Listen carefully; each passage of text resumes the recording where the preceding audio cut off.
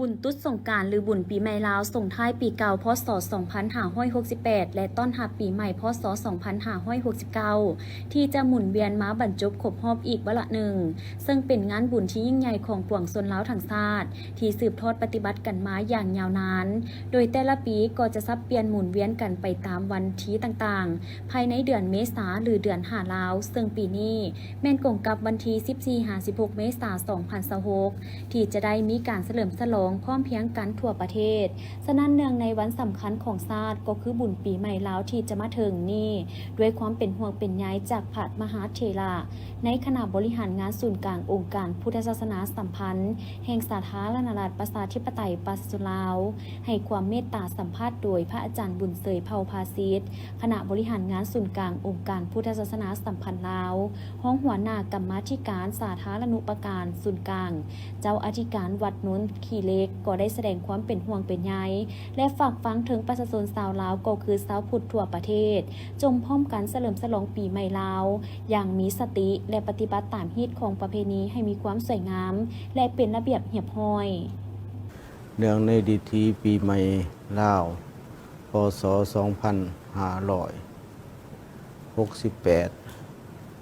จศ1388นี้ได้เวียนมาบรรลบพบพออีกวาระหนึ่งก็ถือว่าเป็นบุญอยู่ในหีด12ของคนลาวชาวพุทธในขอบเขตทั่วประเทศหรือคนลาวชาวพุทธอยู่ต่างประเทศได้มีความเป็นอันเอกภาพเป็นอันหนึ่งอันเดียวกันเนี่ยเป็นบุญอยู่ในหีด12ที่ติดพันกับวิถีชีวิตของคนลาวชาวพุทธตั้งแต่ครั้งโบราณจนฮอดปัจจุบันนี้ถือว่าเป็นบุญหนึ่งที่เต่าร่วมความสมานสามัคคีแล้วก็เป็นบุญหนึ่งที่มีความหมายความสำคัญแล้วก็เป็นบุญหนึ่งที่แสดงออกถึงความอ่อนน้อมถ่อมตนเพราะว่าแต่ทั้งพระสงฆ์สามเณรออกตนญาติโยมทุกโค้งเขตในขอบเขตทั่วประเทศถือว่าหอดบุญสงกรานต์ปีใหม่ลาวนี้ก็มีความเบิกบานมวลซืนเป็นกรณีพิเศษต่างคนต่างทานก็เลยเอาใจใส่ถือว่าเป็นบุญที่กระตือรือร้นแต่เป็นบุญหนึ่งที่มีความหมายความสำคัญมีการผูกพันระหว่างญาติพี่น้องลูกหลานพ่อแม่ประชาชนบรรดาเผ่าในขอบเขตทั่วประเทศก็มีความกะเกียมเตรียมพร้อมในงานบุญสงกรานต์นี้หรือว่าบุญปีใหม่เหล่านี้ก็ถือว่าเลยว่าเป็นบุญที่มีความหมายความสำคัญเป็นบุญที่มีความสามัคคีเป็นบุญที่แสดงถึงกตัญญูกตเวทีความหูบุญคุณต่อผู้หลักผู้ใหญ่ทั้งเฮาท่านทั้งหลายไหลปฏิบัติมาแต่ละปีในเมื่อหอดฤดูกาลแล้วก็คือในปีนี้ก็เดิมวันที่14 15หอดวันที่16นี้ในวันที่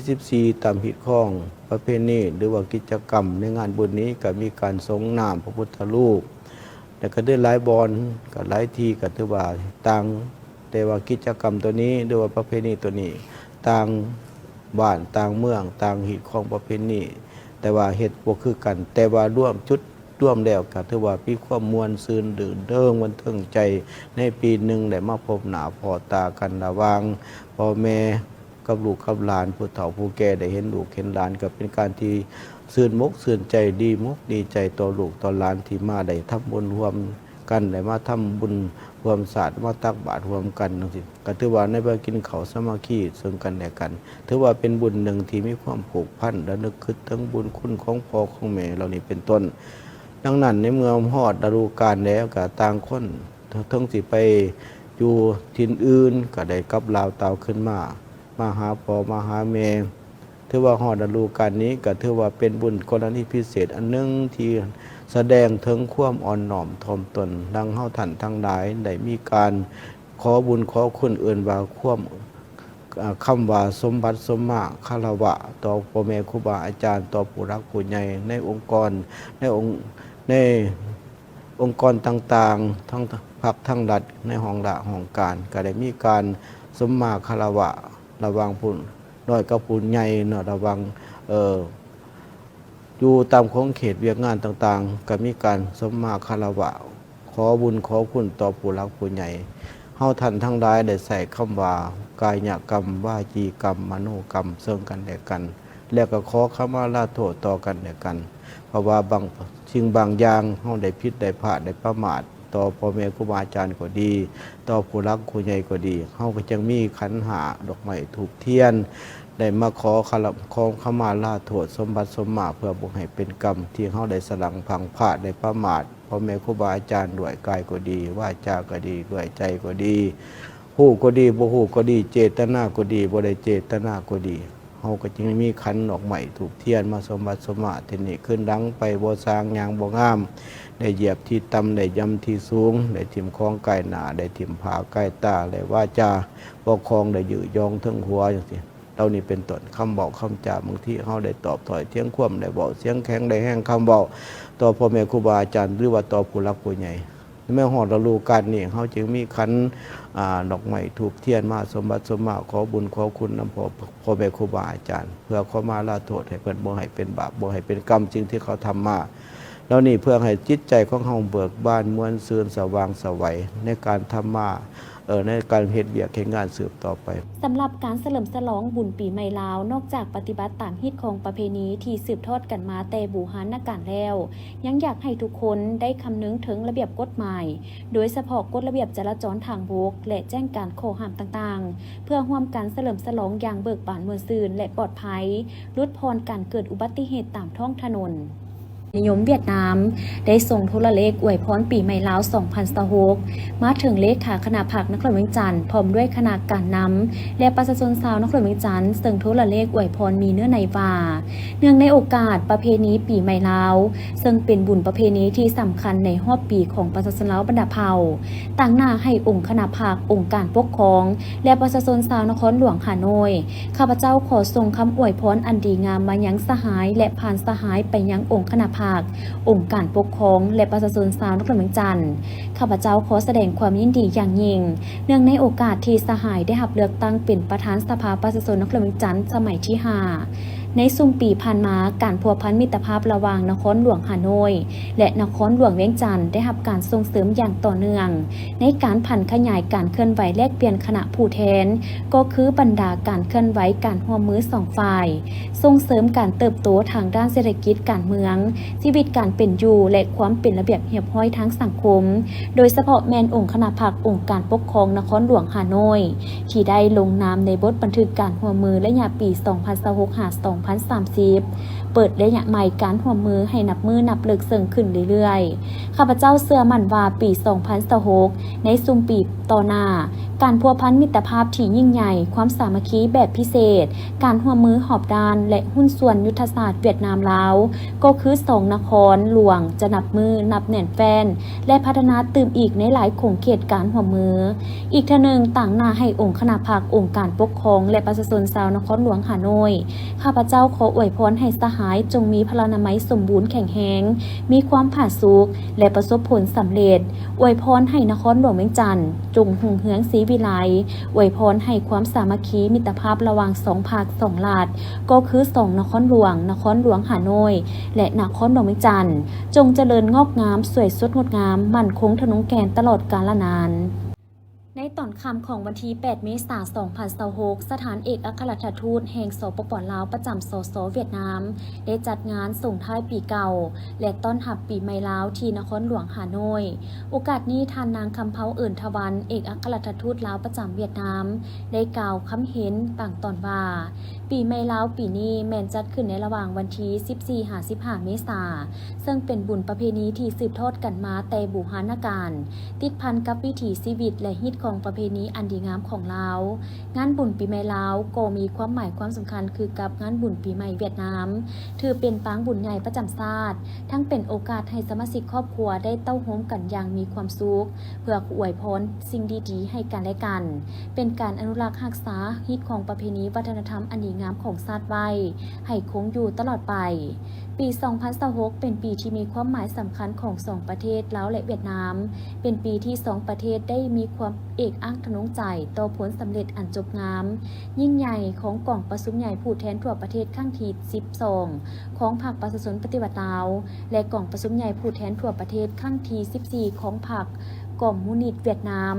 สองประเทศได้สุ่มใส่การจัดตั้งปฏิบัติมติกองประชุมใหญ่ของตนให้ประสบผลสำเร็จตามเป้าหมายที่วางไว้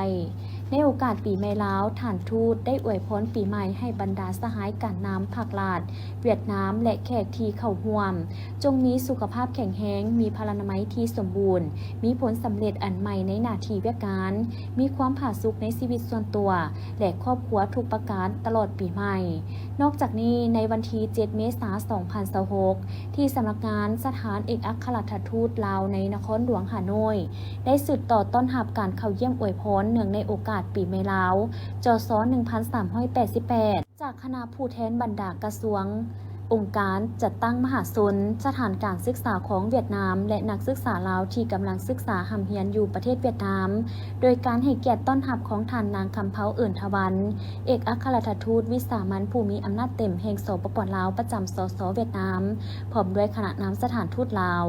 การเข้าอวยพรปีใหม่ประจำชาติของลาวนี้คือกระทรวงป้องกันประเทศแห่งสส.เวียดนามคณะโฆษณาศึกษาและคนขวยศูนย์กลางกระทรวงวัฒนธรรมกีฬาและท่องเที่ยวสำนักงานข่าวสารเวียดนามห้องว่าการศูนย์กลางพรรคกอมมิวนิสต์เวียดนามศูนย์กลางสหพันธ์แม่หญิงเวียดนามสหพันธ์บรรดาการจัดตั้งมิตรภาพฮานอยสมาคมสหพันธ์สาวหนุ่มเวียดนามนอกนั้นยังมีกระทรวงศึกษาและก่อสร้างกระทรวงยุติธรรมแขวงเซินลาแขวงหึงเอียนวารสารก่อสร้างผักแขวงกวงบิงแขวงเดียนเบียนแขวงเหล่ากายห้องหมอทหารศูนย์กลาง108สถานการศึกษาและวิสาหกิจจำนวนหนึ่งของเวียดนามและนักศึกษาลาวที่ศึกษาหำเฮียนอยู่ในนครหลวงฮานอยเข้ามาอวยพรด้วยบรรยากาศอันอบอุ่นและไมตรีจิตมิตรภาพสวัสดิ์ศรีสุขผู้จัดการสถานีขนส่งโดยสารสายใต้นครหลวงเวียงจันทน์ให้สัมภาษณ์ในวันที่ 10 เมษายน 2026 อยู่สถานีคิวรถเมล์สายใต้ว่าในปีใหม่พศ 2569 นี้คิวรถโดยสารทางไกลสายใต้แม้นมีความพร้อมห้อยส่วนห้อยในการให้บริการขนส่งผู้โดยสารที่จะเดินทางไปยังภาคใต้โดยระยะผ่านมาแม้นมีการประชาสัมพันธ์ให้บรรดาผู้ประกอบการของแต่ละบริษัทในการกวดการรถกวดการเทคนิครถของตนเพื่อให้บริการลูกค้าได้อย่างมีความปลอดภัยระยะกะเกียมลิ้นปุ่นปีใหม่แต่วันที่ 8-16 เมษายน 2026 โดยเพิ่มเที่ยวรถมาเป็น 70 เที่ยวต่อมือโอกาสนี้ทานสุขสวัสดิ์ศรีสุขยังได้แนะนำมายังผู้โดยสารที่จะเดินทางนำรถเมล์สายใต้ให้บรรดาทานเพื่อเวลาไว้ล่วงหน้าจัก2 ชั่วโมงบางครั้งการออกเดินทางตามเวลาที่ระบุไว้นั้นอาจจะบ่ตรงโมงย้อนว่าถ้าหากรถคันดังกล่าวมีผู้โดยสารขึ้นเต็มก็แม่นจะออกรถเลยตัวอย่างผู้โดยสารเคยเดินทาง21 โมงอาจจะไปไวกว่านั้น19 หรือ 19:30 ถ้าสั่งจอง VIP สามารถจองได้ล่วงหน้าส่วนผู้โดยสารที่จะเดินทางด้วยรถธรรมดาแม่นไปซื้อปีแล้วขึ้นรถเลยจำนวนผู้โดยสารที่เคยขี่รถนำบริษัทใดก็ให้สั่งจองนำบริษัทนั้นๆก็ได้และสำคัญแม่นให้ทานคำหนึ่งว่าเมื่อซื้อปีแล้วควรเบิ่งเวลาให้ละเอียดรถจะออกโมงใดแท้กงการข้ามสำหรับทานใดซื้อปีแต่บ่ได้ระบุเวลาใส่ปีนั้นแม่นสามารถขึ้นรถเลยขอฝากนำทานผู้โดยสารว่าถ้าหากบ่ได้ใจหรือบ่พร้อมจะเดินทางในเวลาใดแท้บ่ควรเอาเครื่องขึ้นรถเถื่อเพราะว่าเครื่องและผู้โดยสารอาจจะบ่ได้ไปพร้อมกับรถคันดังกล่าวถ้าหากว่ากรณีผู้โดยสารอยากขึ้นกลางทางก็ควรเบิ่งว่ารถคันดังกล่าวเต็มแล้วบ่ถ้าหากเต็มแล้วก็ควรจะรอท่าคันที่มาตามหลังเพราะว่ารถจะเล่นทุกๆ15 ชั่วโมงหรือทุกๆ20 นาทีรายละเอียดสอบถามได้กับทางสถานีโอกาสปีใหม่ลาว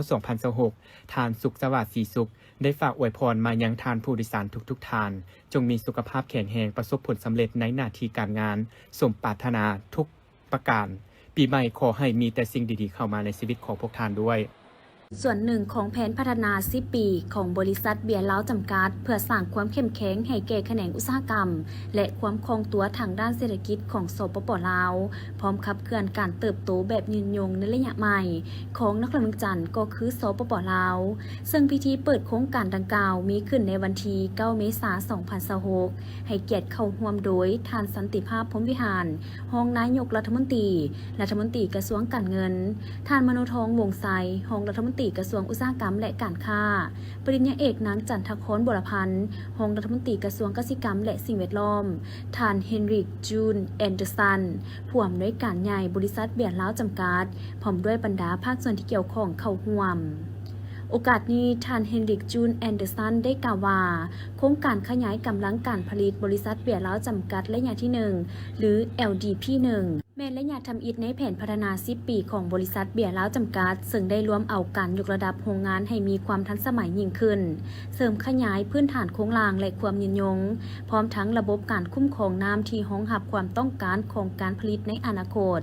การขยายกำลังการผลิตในครั้งนี้ได้สร้างความสำเร็จในระยะเวลาที่เหมาะสมเนื่องจากความต้องการของผู้บริโภคเครื่องดื่มน้ำหวานอัดลมและน้ำดื่มในประเทศเพิ่มขึ้นหลายโดยเฉพาะในสุ่มปีผ่านมาได้มีอัตราการเติบโตอย่างไววาซึ่งมีปัจจัยหลักมาจากกลุ่มประชากรวัยหนุ่มที่เพิ่มขึ้นท่านเฮนริกจูนแอนเดอร์สันกล่าวอีกว่า LDP1 บ่เพียงแต่แม่นการขยายกำลังการผลิตแต่สะท้อนให้เห็นถึงความมุ่งมั่นในระยะยาวของพวกเขาในสปป.ลาวในการลงทุนเพื่อยกระดับขีดความสามารถด้านการผลิตปรับปรุงประสิทธิภาพและสืบต่อประกอบส่วนอย่างมีความหมายเข้าในการพัฒนาประเทศชาติแกนหลักของ LDP1 แม่นการขยายสายการผลิตที่ทันสมัยแบบครบวงจรมีความไวสูงสามารถผลิตได้ถึง 45,000 ตุกต่อชั่วโมงซึ่งรองรับทั้งการบรรจุภัณฑ์แบบกระป๋องและกระตุกยาง PET ภายในระบบเดียวที่มีประสิทธิภาพสูงขึ้นสายการผลิตใหม่นี้จะช่วยเพิ่มประสิทธิภาพในการดำเนินงานปรับปรุงประสิทธิผลของพนักงานและช่วยควบคุมต้นทุนในการผลิตให้ดีกว่าเก่าเพื่อรับประกันความสามารถในการแข่งขันในระยะยาวด้วยมูลค่าการลงทุน 50.2 ล้านยูโรLDP1 ถือเป็นการประกอบส่วนอันสำคัญเข้าในการพัฒนาเศรษฐกิจของสปป.ลาวซึ่งรวมมีสร้างโอกาสในการจ้างงานที่เพิ่มขึ้นส่งเสริมความเข้มแข็งให้แขนงการผลิตภายในประเทศเพิ่มขีดความสามารถในการปรับตัวของระบบต่องโซ่การสนองสินค้าเพิ่มการมอบพันธะภาษีอากรระยะยาวให้แก่รัฐบาลโครงการนี้ได้นำใช้เทคโนโลยีที่ทันสมัยที่ช่วยลดพรการสูบใส่น้ำไฟฟ้าและพลังงานความร้อนต่อหน่วยการผลิตในขณะเดียวกันยังช่วยลดพรการปล่อยไอกับบอนผ่านขบวนการผลิตภายในที่มีประสิทธิภาพหลายขึ้นนอกนี้บริษัทเบียร์เล้าจำกัดยังได้รับการยั่งยืนมาตรฐานระดับสากลในหลายด้านเป็นต้นแมน ISO 9001 2015 มาตรฐานสากลด้านคุณภาพสินค้า ISO 22000 2018 มาตรฐานสากลด้านความปลอดภัยของอาหาร ISO 14001 2015 มาตรฐานสากลด้านการคุ้มครองสิ่งแวดล้อมISO 45001 2018 มาตรฐานสากลด้านการคุ้มครองความปลอดภัยของสถานที่เฮ็ดเวียกทั้งหมดนี้แม่นเพื่อรับประกันในการผลิตสินค้าที่มีคุณภาพที่ดีเลิศได้อย่างสม่ำเสมอพร้อมนั้นบริษัทเบียร์ลาวยังเป็นบริษัททำอีทที่ได้รับและนำใช้ระบบบาร์โค้ดลาวภายใต้ระบบ GS1 เพื่อยกสูงคุณภาพในการตรวจสอบแหล่งที่มาของสินค้าความโปร่งใสของระบบต้องโซ่การสนองสินค้าและความพร้อมในการส่งออกเพื่อให้สอดคล้องกับมาตรฐานการผลิตและการค้าของโลกโอกาสนี้ท่านสันติภาพพรหมวิหารได้กล่าวว่าการลงทุนที่มีมูลค่าหลายกว่า50,000 ยูโรในครั้งนี้บ่เพียงแต่แม่นผลสำเร็จอันสง่างามและเป็นบาทก้าวขยายตัวที่สำคัญของบริษัทเบียร์เล้าจำกัดเท่านั้นแต่มันยังเป็นการยั่งยืนอย่างนักแน่นถึงความเชื่อมั่นของนักลงทุนที่มีต่อสภาพแวดล้อมการลงทุนอยู่สปป.ลาวรัฐบาลถือว่าการขยายตัวของธุรกิจในครั้งนี้แม้นมากผลแห่งการร่วมมือที่เข้มแข็งระหว่างภาครัฐและภาคเอกชนทั้งเป็นสัญญาณอันดีที่ส่งไปถึงนักลงทุนสากลให้เห็นว่าสปป.ลาวยังคงเป็นประเทศที่มีเสถียรภาพและเป็นจุดหมายปลายทางของการลงทุนในระยะยาวที่น่าเชื่อถือจากนั้นก็ได้มีพิธีตัดแถบผ้าเปิดงานอย่างเป็นทางการพร้อมนั้นบรรดาประธานคณะประธานก็ได้เข้าเยี่ยมชมโรงงานบริษัทเบียร์ลาวตื่มอีกถึงนี้ เจ้าหน้าที่การค้าแผนกอุตสาหกรรมและการค้าแขวงสารวันได้ลงเคลื่อนไหวติดตามกวดกาสินค้าตามท้องตลาดที่มีการเน่งติ่งเพื่อป้องกันการซวยโอกาสขึ้นราคาสินค้าตามใจและรับประกันบ่ให้เกิดปัญหาสินค้าราคาแพงเกินจริงและปกป้องผลประโยชน์ของผู้บริโภคท่านพรไสเทพวงศาห้องหัวหน้าแผนกอุตสาหกรรมและการค้าแขวงสารวันให้สัมภาษณ์ว่าในการลงเคลื่อนไหวเฮ็ดเวียกครั้งนี้แม่นเพื่อติดตามสภาพการจำหน่ายสินค้าประเภทต่างๆในท้องตลาดรับประกันบ่ให้เกิดปัญหาสินค้าราคาแพงเกินจริงบ่สมเหตุสมผลและปกป้องผลประโยชน์ของผู้บริโภคได้นำใช้สินค้าที่มีคุณภาพราคาเหมาะสมกับตัวจริงโดยได้เน้นใช้สินค้าที่มีผลกระทบไว้ต่อชีวิตการเป็นอยู่ของประชาชนเช่นข้าวสารซีนไข่ปลาพืชผักและเครื่องอุปโภคที่นำใช้ในชีวิตประจำวันผ่านการลงกวดกาตัวจริงเห็นได้ราคาสินค้าส่วนใหญ่ยังอยู่ในเกณฑ์ปกติบ่พบเห็นการขึ้นราคาเกินจริงหรือการกักตุนสินค้าเพื่อฉวยโอกาสอย่างใดก็ตามเจ้าหน้าที่การค้าได้แนะนำให้ผู้ประกอบการชาวค้าขายรักษาระเบียบการค้าบ่ขึ้นราคาเกินจริงและต้องติดป้ายราคาให้ชัดเจนโดยเฉพาะในระยะบุญปีใหม่ลาวพ.ศ. 2569จากนั้นท่านยังเรียกร้องให้สังคมช่วยการติดตามหากพบเห็นการเอาเปรียบผู้บริโภคสามารถแจ้งต่อภาคส่วนที่เกี่ยวข้องที่เบอร์โทร1510ได้ทันทีพร้อมกันนั้นได้ออกมาตรการเรียกร้องให้ผู้ประกอบการและชาวค้าขายทั่วแขวงสารวันปฏิบัติระเบียบการค้าอย่างเคร่งครัดห้ามฉวยโอกาสขึ้นราคาสินค้าตามใจต้องจำหน่ายสินค้าในราคาปกติตามระเบียบวางออกและห้ามกักตุนสินค้าเพื่อปั่นป่วนราคาอย่างเด็ดขาดโดยเฉพาะกลุ่มสินค้าบริโภคที่จำเป็นต่อการนำใช้ในชีวิตประจำวันต้องติดป้ายราคาสินค้าและค่าบริการถูกชนิดต้องติดราคาเป็นเงินกีบให้จัดแจ้งและง่ายต่อการสังเกตของผู้ซื้อและได้มีการสมทบกับห้องการอุตสาหกรรมและการค้า8ตัวเมืองให้สืบต่อในการกวดกาตามบรรดาห้างค้าซุปเปอร์มาร์เก็ตและตลาดต่างๆอย่างเข้มงวดตลอดระยะบุญปีใหม่ลาวที่จะมาถึงนี้เพื่อปกป้องสิทธิผู้บริโภคและรับประกันให้ประชาชนได้บริโภคสินค้าที่มีคุณพิธีได้จัดขึ้นในวันที่ 7 เมษายน 2026เข้าร่วมของทานสมใจคูณพระไสยรองประธานคณะกรรมการปกครองแขวงบริคำไสยทานอรุณศักดิ์ปฐมวงศ์เลขาคณะบริหารงานภาคเมืองเวียงทองมีบรรดาคณะรับผิดชอบขัดแขวงคันเมืองอำนาจการปกครองบ้านและแขกที่ถึกเชิญเข้าร่วมท่านดวงใจพรหมมีไสยได้ขึ้นพานบทรายงานโดยย่อในการกะเขียนประกาศสั่งตั้งตาแสงผาทองเป็นตาแสงทำอิฐของเมืองเวียงทองแขวงบริคำไสยมีพลเมืองทั้งหมด 14,419 คนหญิง 7,417 คนในนั้นคณะประจำภาคเมืองและคณะกรรมการปกครองเมืองเวียงทองได้ออกมติตกลงเห็นดีแต่งตั้งเอาทานเตียงไสยสารกรรมการภาคเมืองเป็นเลขาคณะบริหารงานภาคฮักทานตาแสงเป็นประธานคณะกรรมการปกครองตาแสงผาทองทานคำกองพรหมมีไสยเป็นรองเลขาคณะบริหารงานพรรคฮักทานตาแสงเป็นรองประธานคณะกรรมการปกครองตาแสงและทานลีทรงตรงไซเป็นกรรมการคณะบริหารงานพรรคฮักทานตาแสงเป็นประธานกวดกาตาแสงเป็นรองประธานคณะกรรมการปกครองตาแสงและทานอุ้มมีไซเป็นกรรมการคณะบริหารงานพรรคฮักทานตาแสงทานไม้ปั่นศีลาคำเป็นกรรมการคณะบริหารงานพรรคฮักทานตาแสงจุดประสงค์การสร้างตั้งตาแสงแมนเป็นการพันขยายนิติกรรมของขันเทิงเพื่อเปิดกว้างให้ประชาชนได้เข้าถึงการบริการของภาครัฐที่ได้รวมศูนย์บรรดาหน้าเวียกจากแขนงการต่างๆอยู่ภายในเมืองลงสู่ตาแสงทั้งเป็นการยกสูงทางด้านการเฮ็ดเวียกให้ได้รับคุณภาพมีความเชื่อมั่นสะดวกว่องไวโปร่งใสยุติธรรมรับประกันให้ขอบเขตทั่วประเทศได้รับการพัฒนาปัญหาพื้นฐานโครงหลังการค้าการบริการเวียกกสิกรรมเป็นต้นรองรับการขยายตัวทางด้านพลเมืองในอนาคตเพื่อเฮ็ดให้เวียกงานการนำพาชี้นำเวียกงานบริหารและเวียกการบริการตาแสงที่ได้จัดตั้งปฏิบัติได้รับบรรดาคาดหมายที่วางไว้ใน5 ปีต่อหน้าโอกาสนี้บรรดาผู้เข้าร่วมก็ได้ตัดแถบผ้าเปิดป้ายและลานคล้อง9 บาทเพื่อเป็นการยั่งยืนในการประกาศสร้างตั้งตาแสงผาทองอย่างเป็นทางการพิธีได้จัดขึ้นในวันที่ 8 เมษายน 2026โดยการเข้าร่วมของทานนางลีวงลาวลีหัวหน้าองค์การอัยการประชาชนสูงสุดมีบรรดาทานห้องหัวหน้าองค์การอัยการประชาชนสูงสุดหัวหน้าองค์การอัยการทหารขั้นสูงบรรดาหัวหน้าห้องการหัวหน้ากรมสถาบันคนครัวและฝึกอบรมอัยการพร้อมด้วยพนักงานลักแหล่งเข้าร่วม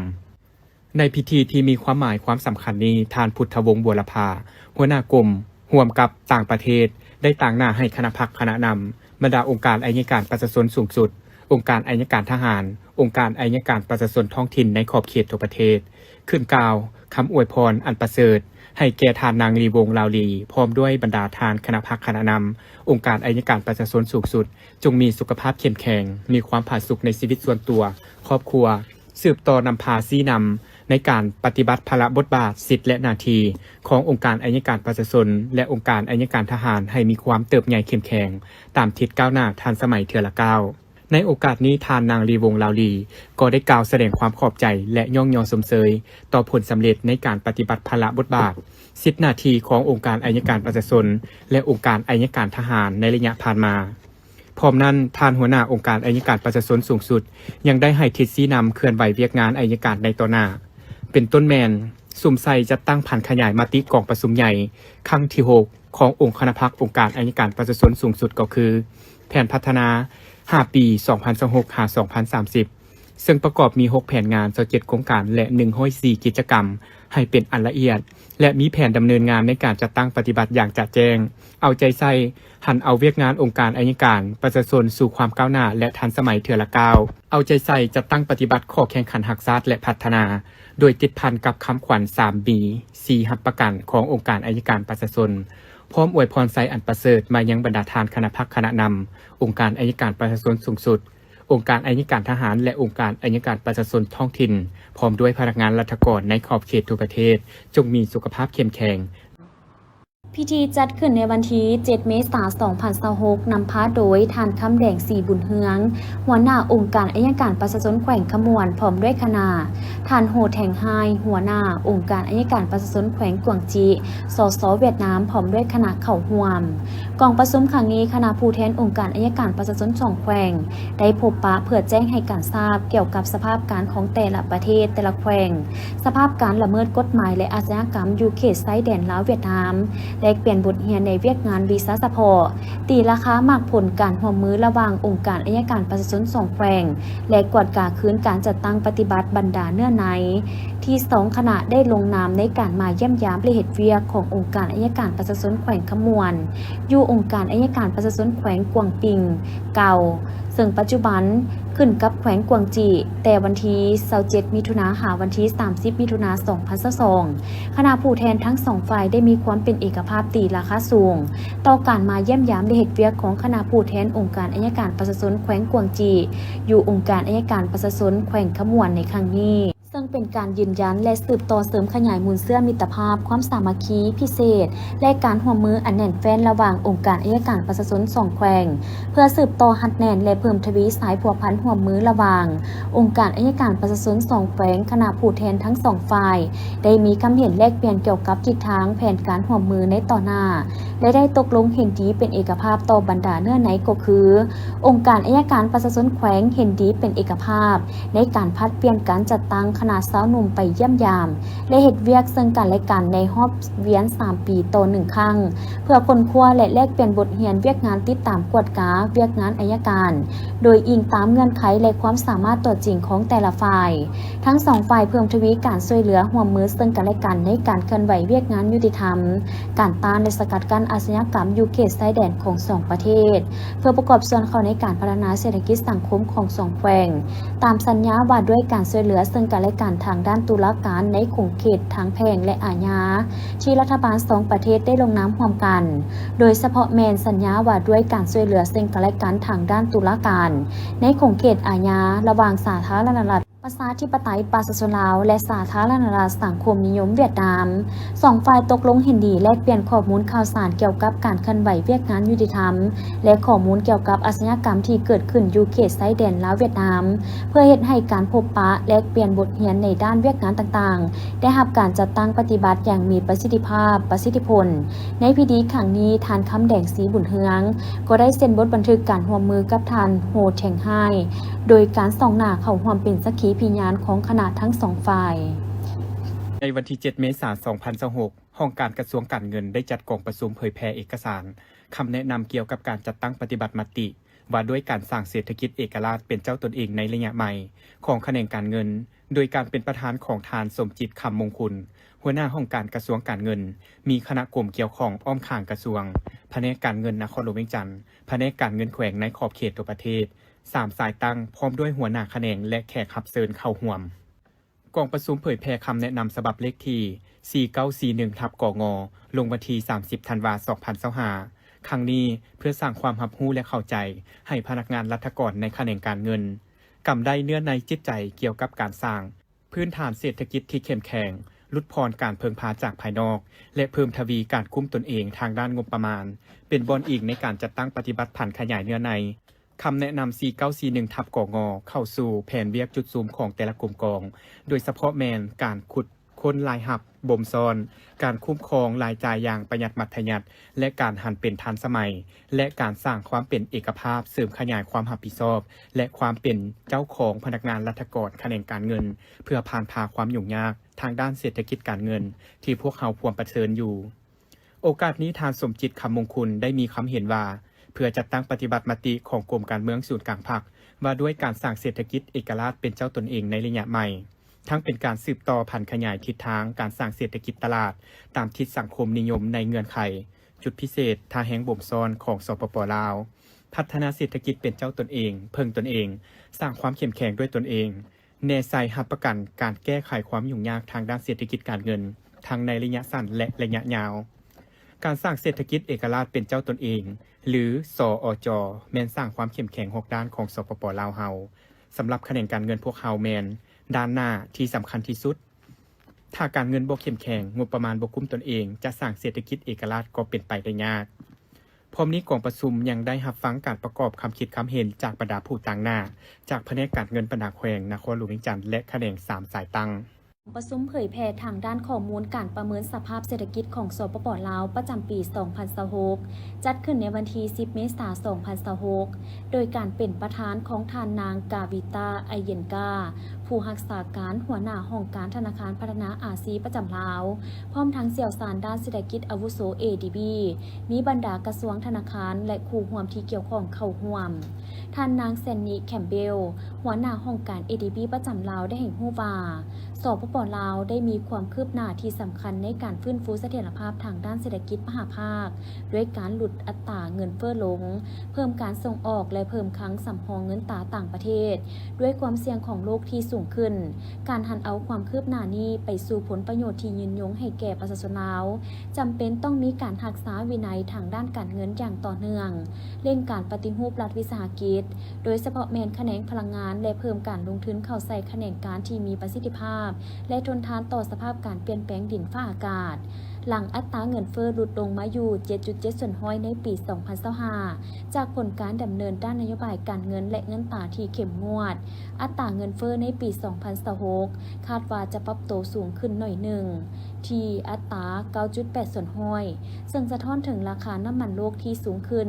ต้นทุนการขนส่งและผลกระทบที่อาจส่งต่อไปยังราคาอาหารและสินค้านำเข้าอื่นๆแรงกดดันต่อราคาที่เพิ่มขึ้นยังเป็นผลมาจากการปรับปรุงอัตราค่าไฟฟ้าและเงินเดือนของรัฐกร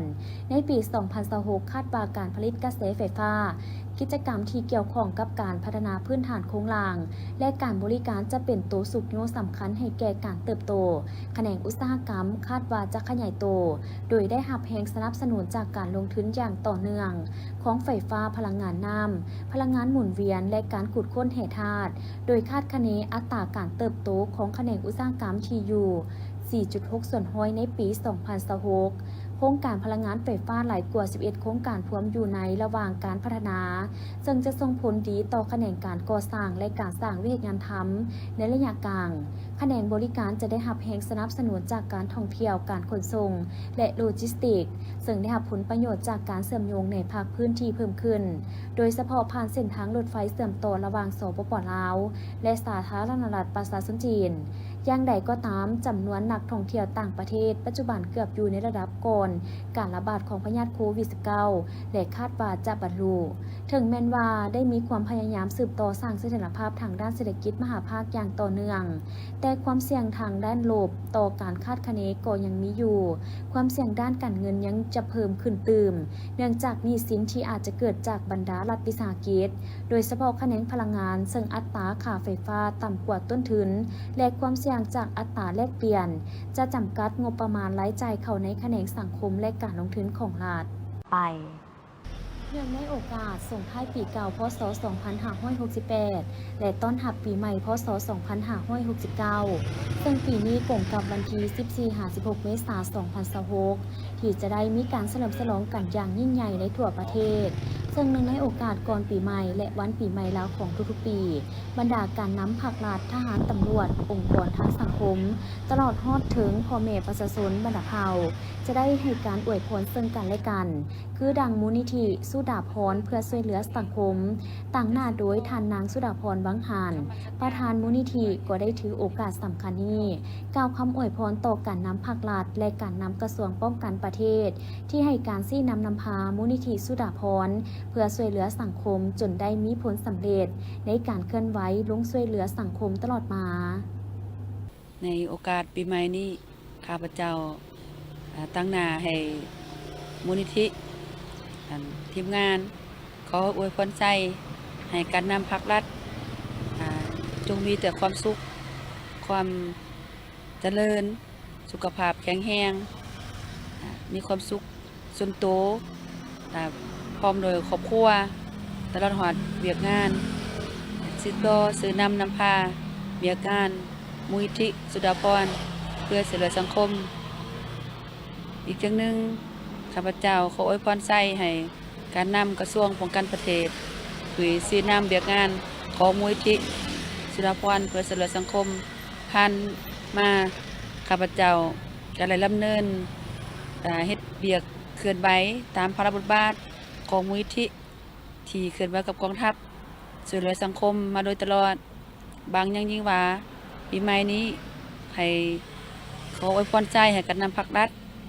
จงมีสุขภาพแข็งแรงสืบต่อสินนำพาให้มูลนิธิเจริญก้าวหน้าขึ้นไปเรื่อยๆให้เข้มแข็งไปเทื่อละก้าวคือผ่านมาก็ช่วยเหลือสังคมก็คือเว้าเรื่องการสร้างโครงการให้กองพัน63ของกองทัพแล้วก็สืบต่อก็จะพัฒนาที่ตัวได้สิว่ายังบ่แล้วก็สืบต่อตัวเก่าแล้วก็บางแผน5 ปี 10 ปีมันก็ตัวใดสิว่ามันยังคล้ายๆยังบ่ตกก็ต้องได้สืบต่อแต่ละอันแต่ละอย่างปือผ่านมานี่ก็ช่วยเหลือเรื่อง194ของพนักงานบำนาญมักเฮ็บตกก็ลงไปผ่านมานี่มูลนิธิก็คือตัวข้าพเจ้าเองก็จะสืบต่อแล้วก็คำมั่นสัญญานั่นก็ถือว่าจะเฮ็ดให้มันดีที่สุดเท่าที่แห้งที่เฮ็ดได้เคลื่อนไหวได้ก็จริงเฮ็ดหยังก็อย่าจะต้องทิศชี้นำของภาครัฐใดทิศชี้นำของภาครัฐบาลจะสืบต่อพัฒนาตัวเองแล้วก็เพื่อระดมทุนเข้ามาให้บ่ว่าแต่การลงทุนบ่ว่าแต่ในนามช่วยเหลือสังคมก็สิพยายามเฮ็ดให้มันดีที่สุดตามพระราชบัญญัติที่ภาครัฐเพิ่นได้มอบให้หน้าที่นั้น นอกนี้ประธานมูลนิธิยังได้ฝากความเป็นห่วงเป็นใยไปยังพ่อแม่ประชาชนลาวบรรดาเผ่าจงพร้อมกันเฉลิมฉลองบุญปีใหม่ลาวอย่างมีความสุขและคำนึงถึงระเบียบกฎหมายทั้งรักษาฮีตของประเพณีอันดีงามของชาติลาวไว้ฉลองปีใหม่อย่างมีความเป็นระเบียบเรียบร้อยและปลอดภัยจากอุบัติเหตุการเฮ็ดบุญหม้ออุบังในบุญปีใหม่ลาวที่หลวงพระบางเพื่อถวายและบังถวายให้พระเถระที่นั่งในวอที่เพิ่นแห่พานขบวนมานั้นแม่นมีความหมายความสำคัญทางด้านฮิตของประเพณีของสาวหลวงพระบางที่สืบทอดมาแต่โบราณกลายเป็นเอกลักษณ์ทางวัฒนธรรมของเมืองมรดกโลกแห่งนี้ที่ยังคงปฏิบัติมาจนถึงปัจจุบันหม้ออุบังแม่นเฮ็ดด้วยหม้อดินเผาและความหมายของการเคนหม้ออุบังแม่นเพื่อเฮ็ดให้ตนเองครอบครัวบ้านเมืองอยู่เย็นเป็นสุขและบังภัยอันตรายต่างๆที่จะเข้ามาหาตนเองและครอบครัวบ้านเมืองทั้งอีกเป็นเพื่อการอุทิศกุศลทรงให้ผู้ที่ล่วงลับไปแล้วและเพื่อเป็นการ ทนุบำรุงพระพุทธศาสนาให้มั่นคงถาวรตลอดไปในหม้ออุบังจะประกอบมีเครื่องต่างๆประกอบด้วยธูปเทียนดอกไม้เกลือขิงข่าน้ำตาลหมากเพชรผักเทียมหมากไม้ตามฤดูกาลเครื่องกินแห้งหมากส้มหมากหวานต่างๆในนั้นยังมีเครื่องนุ่งที่จะบังไปให้ผู้ที่ล่วงลับไปแล้วและก็ยังมีผ้าไตรอีกด้วยแล้วแต่ศรัทธาของผู้ถวายเป็นหลักหลังจากนั้นเพิ่นจะนำเจียหรือผ้าขาวมาปิดบังปากหม้อแล้วมัดด้วยเสือกหรือตอกจากนั้นก็จะมีดอกไม้หยองไว้ถึงหม้ออุบังเพื่อกะเกี่ยมถวายพระภิกขุสงฆ์ที่จะนั่งถึงบ่อมาจากวัดต่างๆ